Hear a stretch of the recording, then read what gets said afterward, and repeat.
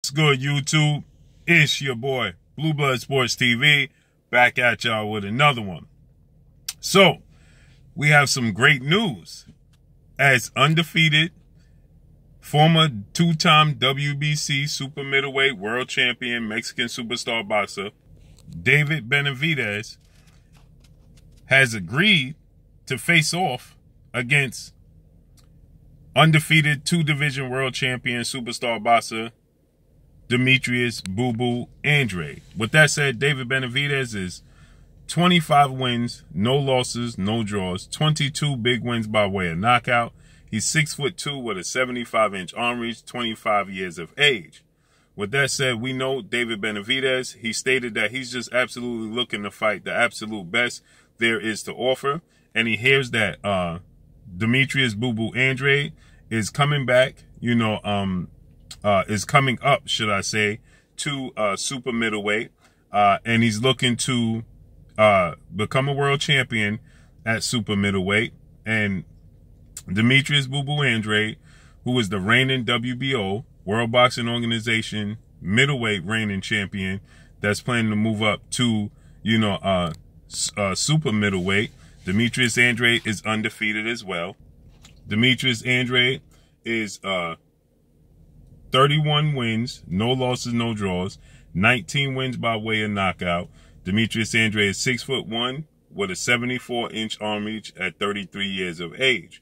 Okay, so Demetrius Andrade, he plans on moving up to super middleweight, and Demetrius Andrade is planning on, becoming the WBO mandatory challenger for four-division world champion Mexican superstar boxer, who is currently the undisputed super middleweight reigning world champion and the face of the sport of boxing, and widely considered to be top 3, if not the #1 best pound-for-pound fighter in the world, in Saul Canelo Alvarez. Okay, Canelo Alvarez, 57 wins, 1 loss, 2 draws, 39 big wins by way of knockout. Canelo Alvarez is 31 years of age, 5'8" with a 70-inch arm reach. With that said, Canelo Alvarez is the undisputed super middleweight, and we're not sure what Canelo Alvarez's plans are going to be moving forward in the future.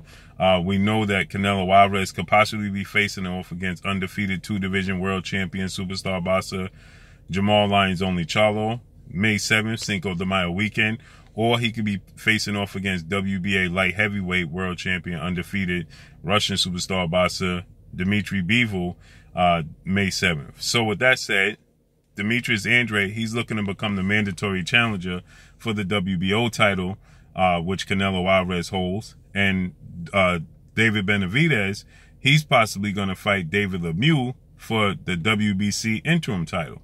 So David Benavidez, he stated that, why are we doing all this talking, and why are we going to have these interim type fights when we could just face each other and stop all the talking? Well, with that said, we know that Demetrius Andrade, he could be facing off against Parker for the WBO interim title. So David Benavidez is saying we might as well just go ahead and face each other and stop all the talking. I'm tired of doing all the talking. Let's do less talking and more fighting. This is what David Benavidez had to say. Well, according to MATCHROOM CEO and promoter, and co-promoter with DAZN, Eddie Hearn, that is. Eddie Hearn, he promotes Demetrius Andrade, and he said to David Benavidez that Demetrius Andrade is willing to sign a contract right now to fight right now next. Okay, so that means Demetrius Andrade won't be fighting Parker for the WBO interim title at 168, and David Benavidez is not fighting David Lemieux for the WBC interim title. They could just go ahead straight away and face off against each other. This would be a fantastic matchup. This is a way for both guys to solidify themselves as a viable option for Canelo Alvarez. Everybody's looking to get in that Canelo Alvarez sweepstake. Everybody wants to fight against Canelo Alvarez. Everybody wants, that massive payday and that recognition and the opportunity that Canelo Alvarez brings to the table. So with that said, everybody's looking to land a Canelo Alvarez sweepstakes. So this would be enormous, okay, because we know that David Benavidez was viewed as the best super middleweight in the world, and everybody feels like Canelo Alvarez has been avoiding David Benavidez. After Canelo Alvarez, he decided to fight for the vacant WBC title that was vacated by David Benavidez after David Benavidez had missed weight and lost his title on the scale. So when he missed weight and lost his title on the scale, everybody wanted to see Canelo Alvarez and David Benavidez because two Mexican superstar boxers. But Canelo Alvarez, he vowed to fight for the vacant WBC title against Avni Yildirim initially. But that was met with a huge no from DAZN and Golden Boy. Then he parted ways with Golden Boy.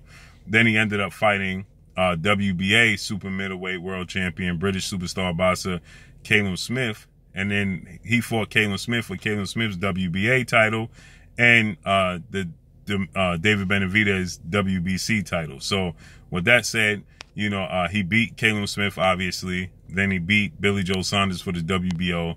Then he beat Caleb Plant for the IBF and became undisputed. So with that said,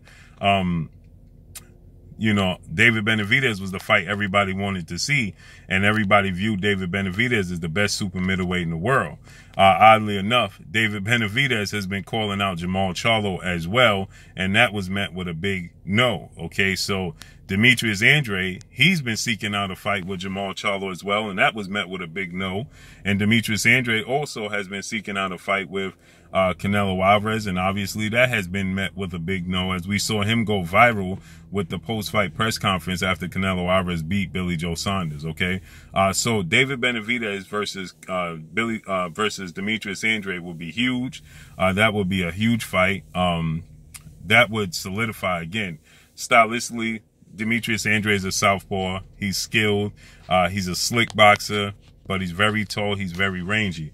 David Benavidez is a pressure fighter, okay, that has very fast hands to be his size, and he has respectable power, okay? He has power.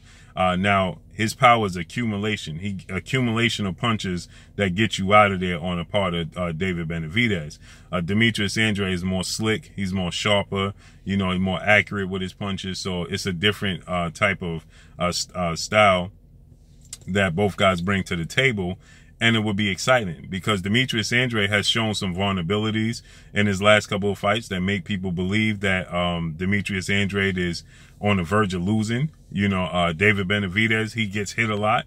You know, he was dropped in fights before.